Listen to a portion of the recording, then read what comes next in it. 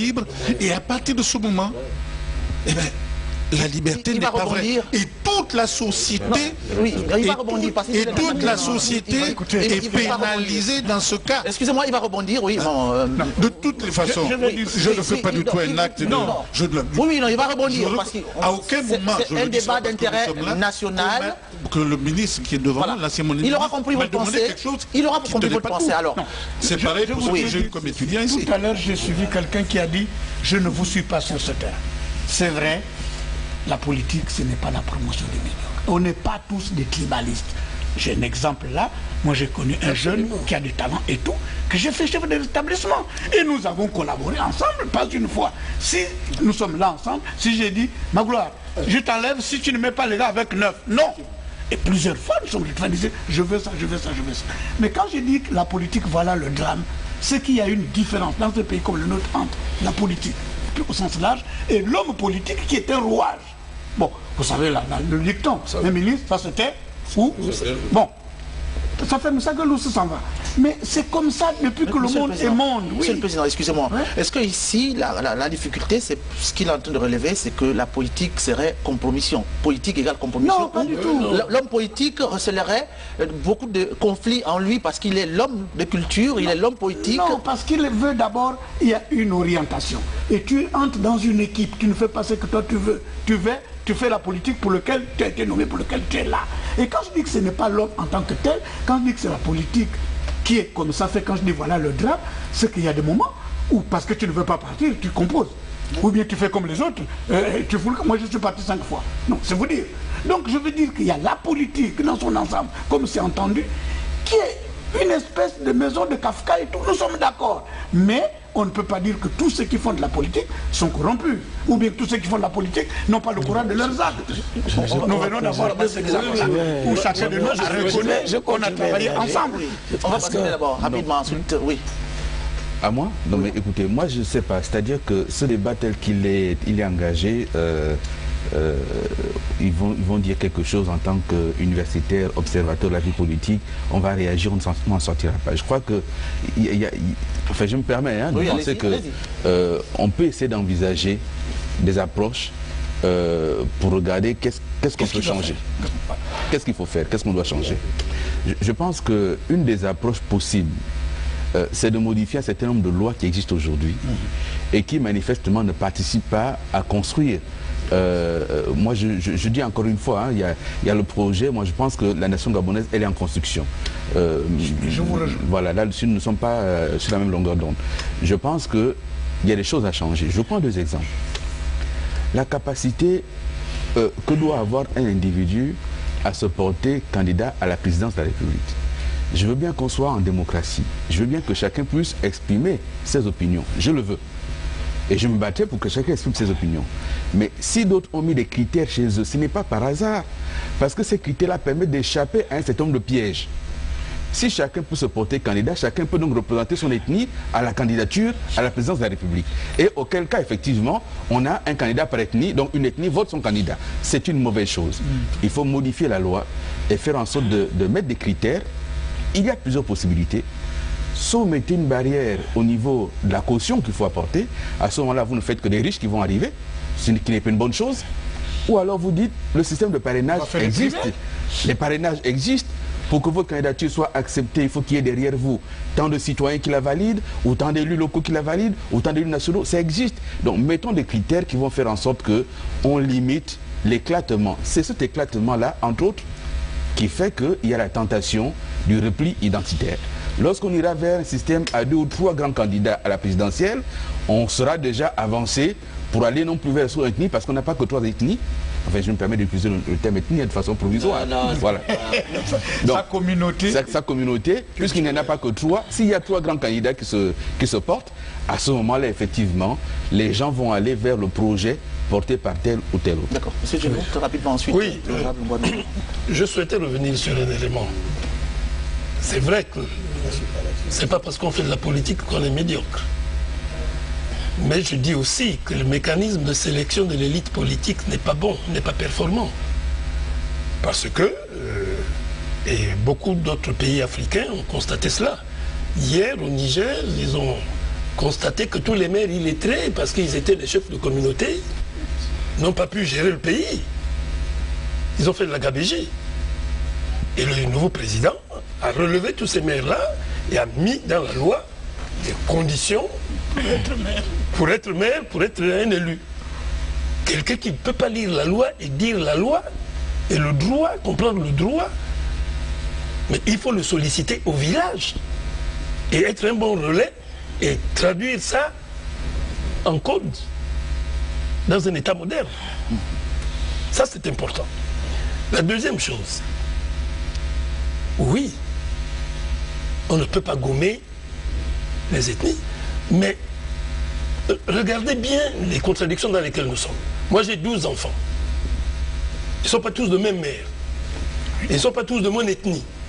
Et ces 12 enfants ne vont pas cohabiter parce que chacun a une mère d'une autre ethnie, d'une autre province. À ce moment-là, il n'y a pas la famille Djeno. Donc vous prenez le métissage. Non, je ne prends pas le métissage. Je dis que c'est ça qui se passe aujourd'hui. Nous, on rencontre nos femmes dans les facultés, dans les administrations et ailleurs. On ne rencontre pas forcément au village. Donc, moi je dis que l'intellectuel, l'élite politique et l'élite tout court, les intellectuels, doivent être des contestataires permanents. S'ils ne font qu'applaudir, s'ils sont habités par la peur, voilà, s'il n'y a pas de remise en cause, voilà, et que si en face aussi il y a la terreur, pour que les gens refusent de penser, vous ne pouvez rien construire et n'atteindre aucun objectif.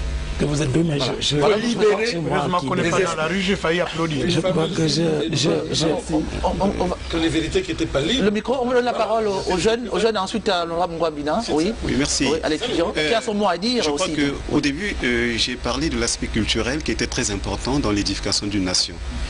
Et Senghor disait toujours qu'on ne peut pas parler de politique sans culture et de culture sans politique. C'est intimement lié. Mais ce qui est important, c'est que dans un pays, il y a le passage de l'homme politique à l'homme d'État. Ce sont deux choses différentes lorsque vraiment on parle nation. L'homme politique, nous connaissons son ventre. Lui, il pense à son ventre. Il a des entrailles qu'il faut nourrir. Il a des appétits qui le traversent. L'homme politique s'est réduit à son ventre, oui, alors? Bon, mais dans une certaine mesure, puisque nous avons parlé ici, je suis maître à dire que lorsque vous êtes homme politique, une des grandes situations auxquelles vous êtes toujours confronté, ce sont les élections. Et nous savons comment que l'homme politique déroule son côté fauve pour atteindre ses objectifs.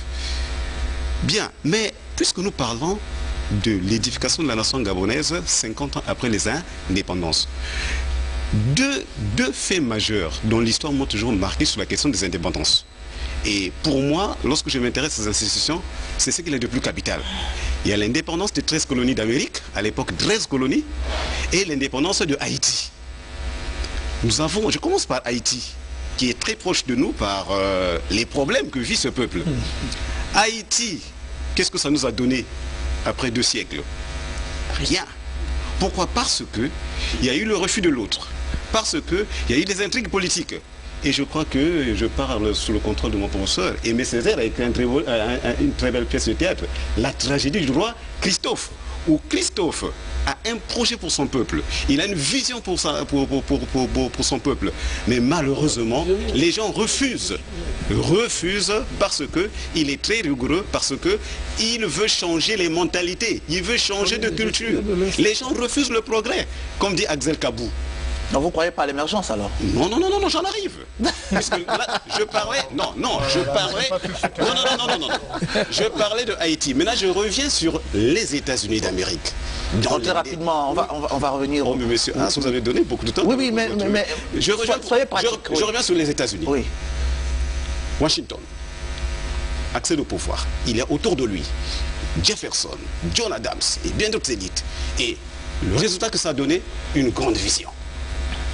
Et ces hommes-là, ils avaient une grande ambition pour la nation américaine qui n'existait pas et qui avait pratiquement le même problème que nous, puisque ceux qui construisaient l'Amérique à cette époque-là, c'est des gens qui revenaient d'horizons divers. En définitive, in situ. Oui.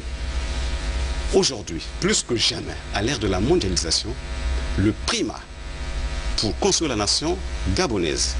C'est le mérite. L'homme d'État doit recenser, doit recruter les élites qui donnent des fruits doux pour la nation gabonaise. Vous êtes au gouvernement, il y a du bon travail, c'est une bonne chose. L'histoire garde votre nom. Mais si vous ne faites rien qui puisse finalement faire avancer les choses, mais alors, on vous gomme. Donc, mettre fin au système de copinage, mettre fin aux coteries politiciennes qui, en fait, n'ont fait que retarder le pays avec l'estime et autres faits que nous regrettons aujourd'hui. En fait, dans le vouloir vivre ensemble, notre pays dispose de beaucoup de capacités. Nous avons beaucoup de richesses naturelles et des richesses humaines. Il s'agit maintenant de savoir les manager. Voilà, merci. Je crois que... détail par rapport à ce qu'il disait, qui est très intéressant, il y a quand même une différence qu'il faut relever par rapport à Haïti. Haïti a une intelligentsia hors pair à travers le monde. Alors, si on prenait ces gens-là pour faire un pays, on arrive à tout. Une intelligentsia, et parmi ces gens-là, parmi cette intelligentsia, on a même eu quelqu'un qui a prédit l'arrivée d'Obama en disant en 1850, dans 100 ans et quelques... On va revenir au débat. Oui, effectivement, vous avez la parole. Je crois, pour revenir un tout petit peu, avant de continuer, sur notre compatriote qui parlait de Washington. Et je crois même que si on prend la ville qui porte le nom de ce président américain, je prends Washington DC, qui est une ville noire. C'est l'anglicisme qui parle, aujourd'hui, c'est parce que les Noirs se sont retrouvés là à côté de Lincoln qui était favorable, n'est-ce pas, à l'épanouissement des Noirs. Alors ils ont dit on va tous aux côtés du président, comme ça on sera mieux protégés. Et qu'est-ce qui a amené ces Noirs-là à aller là? C'est justement parce qu'ils pensaient qu'ils devaient être protégés, n'est-ce pas, à côté du président. Donc le mieux était pour eux d'être à côté de la Maison Blanche. Mais le rapport maintenant avec le Gabon. Donc pour revenir au Gabon, je crois qu'on a eu un problème de départ. Et on parlait tantôt de la culture. Nous n'avons pas encore su adapter, on n'a pas su adapter notre culture à la démocratie. Et que faut-il faire aujourd'hui maintenant? Et je crois que pour qu'on puisse aller avec ces deux-là, on revient à la notion d'éducation, le rôle éducateur que doit jouer l'homme politique. Parce que parfois on mélange tout. Or, le peuple est là pour apprendre. Et il faut qu'on éduque ce peuple-là. Il faut que le peuple ait déjà des notions. Parce qu'il n'a pas de notion de démocratie, parce qu'on véhicule un message parfois qui est changeant. Mais il faut que le peuple ait un discours, l'homme politique ait un discours adapté à notre culture. C'est-à-dire notre démocratie doit s'adapter à notre culture. Or jusqu'à présent, on n'a pas encore fait ces liens-là. On est d'un côté ou on est d'un autre, mais on n'a pas encore concilié les deux. Et je crois que c'est le travail que nous avons à faire pour que nous puissions avoir un peuple non seulement épanoui, mais que l'homme politique ne soit plus, excusez-moi, que l'homme politique ne soit plus perçu comme celui-là, comme disait... Qui n'a pas de culture. Frère, non, qui n'a pas de culture, mais qui vit par son ventre. Or, l'homme politique est loin de vivre, de ne penser qu'à son ventre. Merci beaucoup. Allez-y. Je voulais dire une chose. Quand vous avez un enfant, l'enfant apprend à marcher, il tombe. Et cet enfant-là ne marcherait pas toute sa vie. Je suis d'accord avec l'honorable Billy pour dire que la nation gabonaise est en cours de construction. Que les difficultés que nous rencontrons aujourd'hui ne nous donnent pas le sentiment qu'on n'arrivera pas. Moi je dis que la nation gabonaise est en cours de construction. Tout à l'heure j'ai paru en désaccord avec mon frère Isidore quand j'ai dit que le peuple gabonais existe. Il n'existe pas depuis 1960, mais il a été identifié comme tel depuis que le Gabon est devenu une nation indépendante. Donc nous sommes le peuple gabonais. Ce peuple existe, on a des avatars, on a des difficultés. Ce n'est pas une raison pour dire qu'on n'arrivera pas. On arrivera à construire. Non, je suis optimiste. Et justement, alors, quelqu'un parle des états généraux de la nation. Extraordinaire. Moi, je fais les états généraux de l'éducation. Peut-être que ce jour-là, on n'aura pas 5 minutes pour parler, on aura 1 heure pour proposer des choses pour qu'on arrive à quelque chose. Absolument. Je reviens à l'école. Tout à l'heure, on a regretté les lycées d'État. On ne les a pas regrettés, nous ne les avons pas créés parce qu'il fallait diviser les Gabonais. Moi, je connais tout le mérite du lycée Léomba, des lycées qui étaient à Libreville, où nous venions tous de l'intérieur du pays et où nous avons appris à vivre ensemble. Et ceux qui dirigent ce pays aujourd'hui ont d'abord été à l'école ensemble et se sont tolérés. Ça n'a pas été facile. il y a eu des bagarres entre les deux lycées de la capitale, entre les deux lycées de la capitale, parce qu'il fallait bien nous accepter en tant que tel. Donc j'ai dit ceci, si aujourd'hui, comme je le regrette, l'éducation nationale n'était pas à l'état où il est aujourd'hui, où le public et le privé, c'est le divorce, où les affectations ou bien les transferts ne sont plus possibles, nous pourrions arriver. Mais commençons par corriger l'école. C'est là la matrice. Absolument. Voilà. Merci beaucoup. Voilà. Nous allons juste faire un dernier tour d'étape. Juste un dernier mot pour dire. Une minute à chacun. Juste un dernier mot pour dire que oui, dernier mot. Tout le monde veut la nation, mais la nation ne peut pas se faire sans une loi juste. Je dis que la Constitution de la République doit être aussi toilettée. Voilà. La dernière Constitution qui a été promulguée est une mauvaise Constitution qui divise le pays par 3, par 4, par 5 au cours des élections présidentielles. Parce qu'on ne peut pas accepter qu'on puisse avoir une élection, devenir président de la République si on n'a pas 50%. Les 50% ont l'avantage de créer les alliances, de consolider les liens entre les communautés pour les 2 tours. Et ces 2 tours-là permettent justement une certaine stabilité pour le pays. Mais dès lors que les législateurs ont accepté cette constitution, pour ma part, qui est très unique, qui permet d'avoir des mandats relatifs, des résultats relatifs, font en sorte qu'effectivement, on divise les Gabonais. Alors, ça veut dire que les politiques, cher monsieur, cher honorables, sont aussi responsables de ce qu'ils font quand ils le veulent, quand ils trouvent leurs intérêts et ils les défendent. Et ils ont tort de le faire. Le Gabon n'en a pas besoin. Bien, puisque je suis personnellement indexé, permettez que j'y réagisse aussitôt. Bon, d'abord sur la Constitution. Vous savez, les peuples fixent leur légitimité. Une minute à chacun. Sur la Constitution, vous revenez sur la question à 2 tours et je vois Maître Maïla qui vous approuve et qui sourit. Bien, je rappelle quand même, Maître Maïla, que en 2006, j'ai eu le bonheur de siéger à vos côtés au gouvernement et que le 1 tour, c'était depuis 2005. Oui, je me suis battu. Oui, vous vous êtes battu, mais... parlé. Bien, vous avez parlé, mais vous êtes resté au gouvernement. Non, là n'est pas le sujet. Le sujet, c'est qu'il faut que nous soyons cohérents dans ce que nous faisons. Je suis d'accord avec une chose, je l'approuve et je la mets en pratique. Je ne suis pas d'accord, rien ne me lie, je m'en vais. Bon. Pour ce qui est de la Constitution, vous ne pouvez pas dire, professeur, d'un bloc, qu'elle est mauvaise. Vous pouvez ne pas être en accord avec un aspect de cette Constitution, mais vous ne pouvez pas jeter toute la Constitution de la République en disant elle est mauvaise. Non, vous comprenez très bien de quoi je parle. Ça, c'est une chose. Deuxièmement, sur la proposition que moi je fais. Je dis, et on le dit dans les systèmes à 2 tours, au premier tour on élimine, au deuxième on choisit. Bon, on le dit. Donc ça veut dire qu'on n'y va pas forcément dès le premier tour pour choisir. Dès le premier tour, on va pour éliminer celui qu'on ne veut pas. Et on attend un deuxième tour pour procéder à son choix. Mais c'est des peuples. On peut trouver des mécanismes pour faire en sorte que, premièrement, moi j'insiste là-dessus, on n'est plus le nombre de candidats que nous avons eu en 2009, en 2005, en 93 à la présidentielle. Ce n'est pas bon pour notre pays. C'est une liberté individuelle. Mais non, on devait même avoir 100. On ne peut pas la codifier. On ne peut pas codifier. Il nous reste quelques minutes. Nous avons commencé à codifier. À partir du moment où on a fixé une caution, on a codifié. Attendez, s'il vous plaît. Voilà. Vous avez parlé, je ne vous ai pas interrompu. Vous savez, on a parlé tout à l'heure de discours. Évitons d'avoir des discours qui peuvent avoir une connotation démagogique, populiste, etc. Il faut qu'on évite cela. La question de la codification, frère Geno, la Constitution française et la loi électorale française codifient. N'est pas candidat à la présidence française qui le veut. Il faut des parrainages. On a vu en 2000... S'il vous plaît, c'est moi qui ai la parole. Oui. Si vous êtes capable de réunir les parrainages qu'il faut, ça veut dire qu'on élimine ceux qui ne peuvent pas réunir les parrainages. Ça veut dire qu'on codifie. Vous ne pouvez pas dire qu'on ne codifie pas. L'élection se codifie. Je dis qu'il faut codifier pour éliminer le repli identitaire. Il faut codifier. Nous avons un problème et de mon point de vue, la multiplication des candidats favorise le repli identitaire parce qu'on a un candidat par ethnie, on l'a vu. Regardez les résultats des dernières élections présidentielles.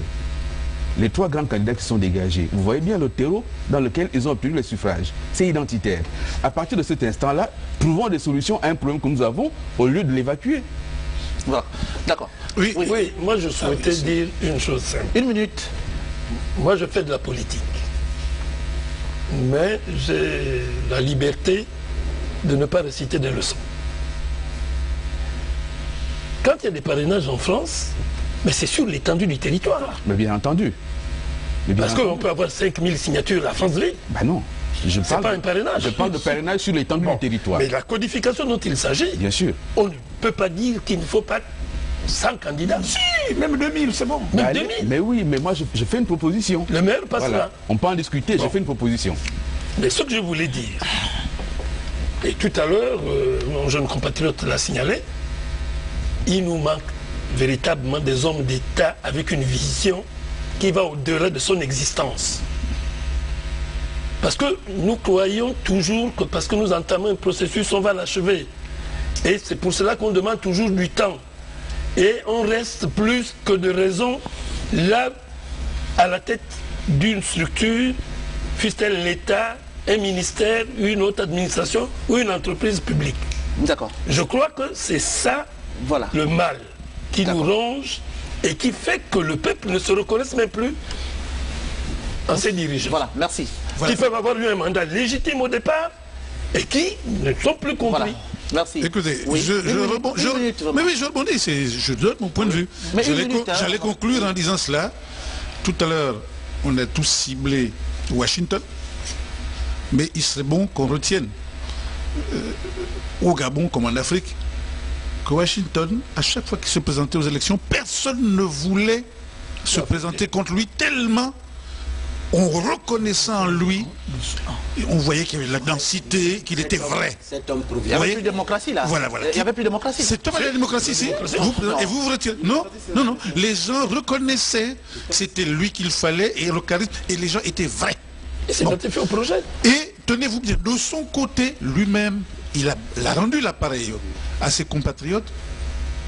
Au bout de la deuxième fois, la troisième fois, on lui dit, il dit non, pas plus de 2 fois. C'est lui-même qui a dit je me retire. Alors, il faudrait qu'on le retienne chez nous et en Afrique. Pourquoi vous refusez qu'il ait... C'est pour ça que je parle tout le temps du politique et de la densité du monde, d'identité politique. Tout vient là-dessus. Il faut rappeler qui votait à l'époque. C'est pas tout le monde. Voilà. Vraiment 1 minute.